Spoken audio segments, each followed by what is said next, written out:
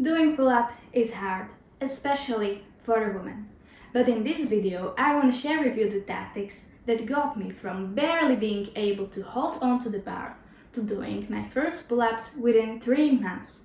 And the reason why I'm doing this video is that I watched multiple guides on how to do your first pull-up and found out that many of them lack the important information a beginner needs regarding warm-up, technique, and setup. So let's start, shall we? So the warm-up will be done with very thin resistance band. This is a 5 kg one. The first thing I want you to do is to warm up your shoulders, and you do it by these exercises.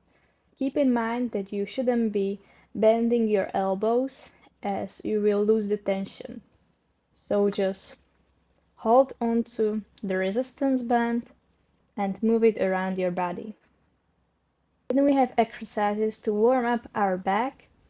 During these movements, you want to make sure that the back is under tension through the whole movements. That means even when your hand comes back, the band is tensioned, and that's the reason why I'm holding it with my other hand behind my back.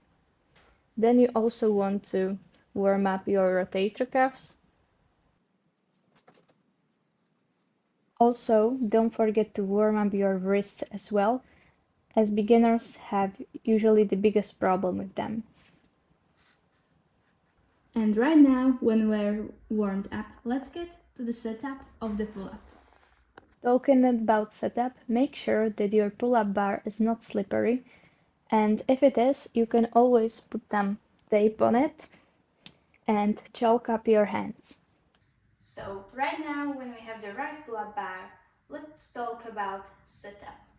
The best grip for pull-ups is a slightly wider than shoulder width apart, and also with your thumbs underneath the bar, underneath.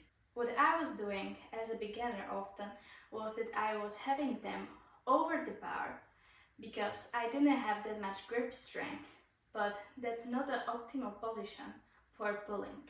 Let's dive into the technique. The first thing you want to think about is not having your shoulders near your ears and having protracted scapula. That means that you're not just hanging from the bar, but your back is activated during the pull. Also, focusing on breaking the bar and not focusing on pulling yourself up.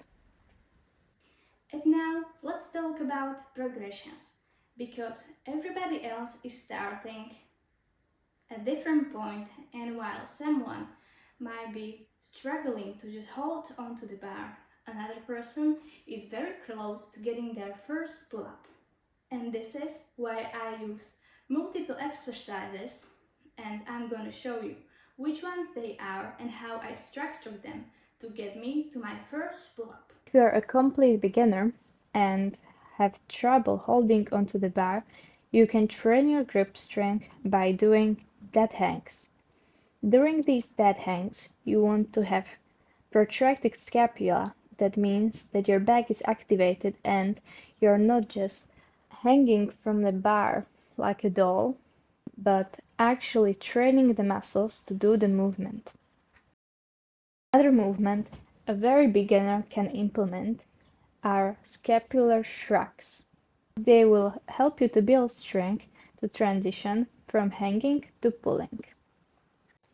Our last two exercises are top holds and negatives. I started my journey doing top holds as doing negatives was too much of a strain on my tendons. Also, you want to make sure that you're controlling your movement during the negatives and not just jumping from the bar. The final progression is doing banded pull-ups. Don't be scared to start out with a very thick resistance band, as you will slowly build up your way to thinner and thinner bands until you can do your first unassisted pull-up.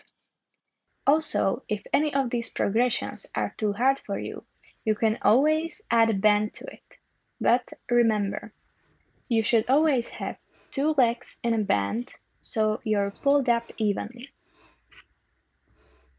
And the best exercise for end of your workout are Australian pull-ups.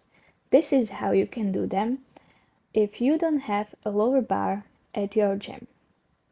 I hope you enjoyed this video and wish you a good luck on your pull-up journey. If you have any additional questions, feel free to ask in the comments.